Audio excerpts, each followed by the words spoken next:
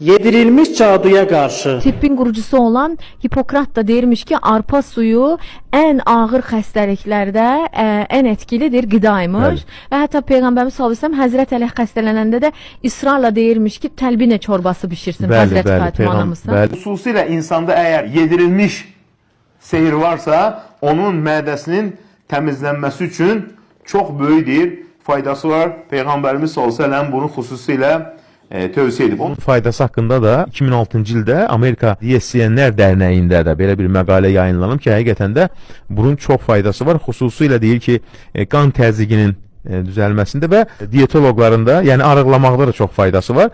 Və Peyğəmbərimiz isə deyir ki, bu çox faydalıdır. Qəm-kədərin aradan qalxmasında, üzüntünün aradan qalxmasında bişirilmə qaydası var. Talbi ilə yazılan kimi çıxır. Telbi ilə yazılan kimi çıxır. İnternetdə var. Telbi ilə çorbası yazsınlar. Peyğəmbərimizin şifa çorbası deyirlər buna. Arpa unundan hazırlanır. Arpa unundan və ya arpa kəpəyindən hazırlanır. Süddə bişirilir. Üstəlik bal qatılıb yeyilir. Baxın, deyir ki, Peyğəmbərimiz sallallahu əleyhi və səlləm həyat yoldaşı kimsə əhlimizdən, yaxınımızdan dünyasını dəyişəndə, insanlar, qadınlar toplananda, başsağlığından sonra, insanlar evinə gedəndən sonra və xüsusilə deyir, təlbi ilə yeməyini bişirərdi. Çünki Peyğəmbərimiz buyurur ki, o insanın qəlbində olan qəm-qüssəni aradan qaldırar, kədəri aradan qaldırar. Vitaminlər hocam nə qədər? Bəli.